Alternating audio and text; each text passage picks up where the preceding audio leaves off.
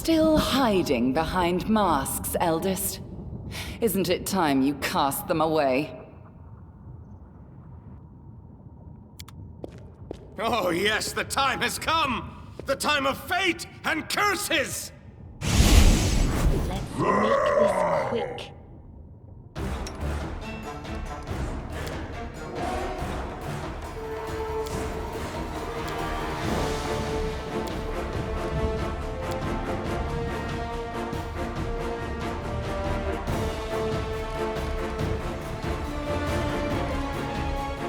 This should do it.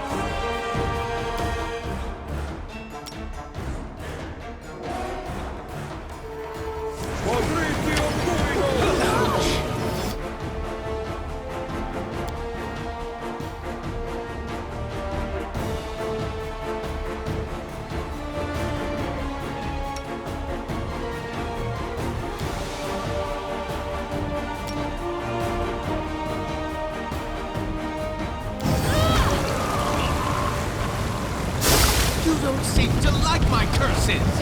Maybe you like my jokes better?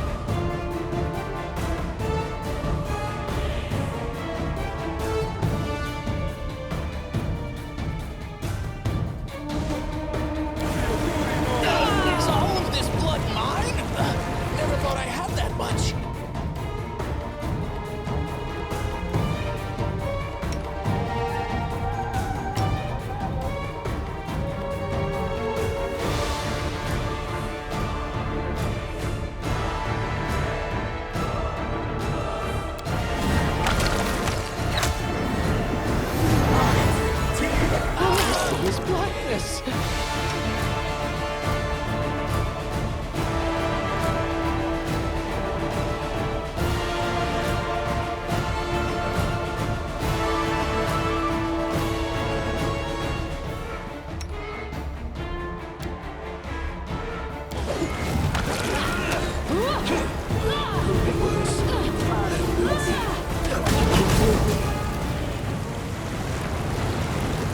The time for laughter is past.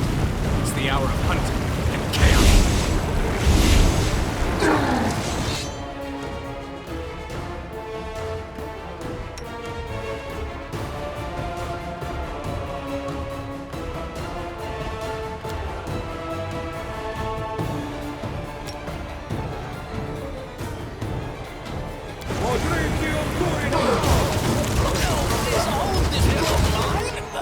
Never thought I had that much.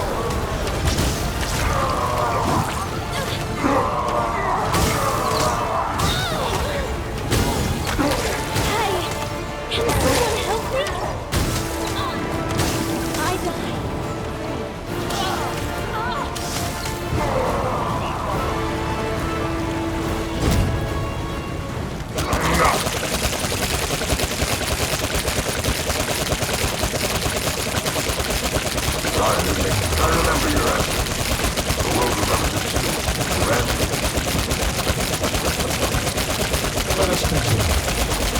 We both.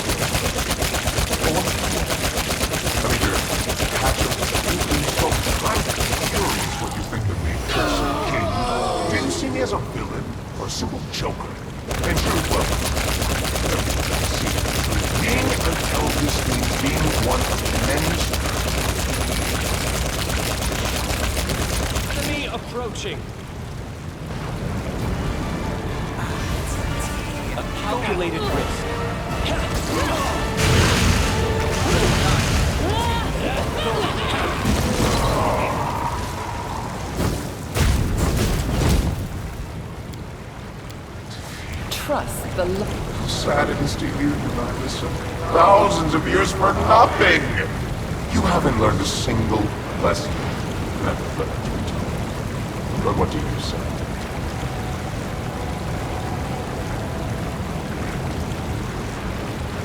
I suggest we do not kneel. We are both cursed, you and I. What role in all this? The role of the vanquished. I know you will hardly accept a defeat, Eldest. You may try to attack us again. But we defeated you once. And we will do it again if we must. So you plan to entertain me for all the chat? Or do you think you can still out? Pretty words, Eldest.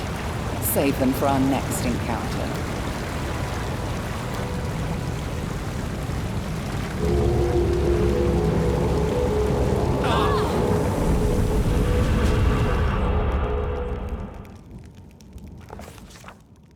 Now that the eldest and others fight, so the kingdom returned to Galarian, but not without taking a piece of the First World with it.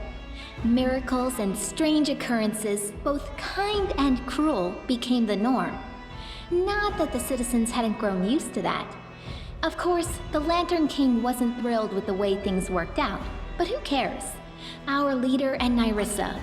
Under the wise leadership of the king, the stolen lands became a true country. The king firmly eliminated banditry in the stolen lands, to the delight of the long-suffering locals, and brought peace and law to the area. That peace didn't last long, however. The king did the right thing, leaning on the richest citizens of the stolen lands. Who'd have thought that some tiny barony founded in the stolen lands by an adventurer would become a real kingdom, The king became a true patron of fine crafts. Using necromancy in service to the state is a solution as bold as it is desperate. For the feud between Brevois North and South, which had been smoldering for ages, never sparked the fires of civil war. Amiri didn't remain leader of the Tiger Lords for long. Pitax never regained its former stature. In their fight for power, both bandits and the relatively honest merchants lost all their strength, scaring away both customers and suppliers. Trade routes began moving through other cities. There was no place for art in the new Pitax. Students and teachers from the academy were scattered to the winds. Some trolls and kobolds, two of the most savage native peoples living in the Gnarl Marches. Bartholomew Delgado still serves the king loyally. From time to time, after enduring so many storms and troubles, Varnhold eventually... Magar Varn didn't stay at the court for long. Having saved, peace reigns in the caves beneath the old sycamore. The kobolds and mites continue to explore the depths and learn simple crafts from each other. Rumor, Oleg's trading post continues to thrive. Jod and Keston, after surviving the bloom, remained. Keston Garas took a post as chief of. Jod remained loyal to the king. Tisana, Lamashtu's priestess, didn't remain in the king. Having participated in Lamashtu's ritual, Olika gave birth to a strong and healthy. The lizard folk of the Longtail tribe returned to live on the shores of Kent. The goblins who put so much effort into preserving the king's land. A delegation of wizards from Absalom and the Sweet Teeth departed on a journey, hoping to... Evindra was glad to see the lantern. After the victory, the story... Amiri remained a pariah. Valerie stayed to serve the king. Harem became famous. One moonless night, Jathal Mystic... Octavia stayed in the capital as the king's advisor and loyal companion. A true socialite, and Rigangar hung up his sword and began the life of luxury he'd always wanted. After the war ended, Ekin hung up his book. Jubilost returned to the life of a traveling explorer, frequently visiting him. As for Knock Knock, Kalika did not remain in our lands. Canera celebrated the victory along with... Despite all the woes that befell the country, our king remains a strong leader. Many know... As for myself, the author of this book...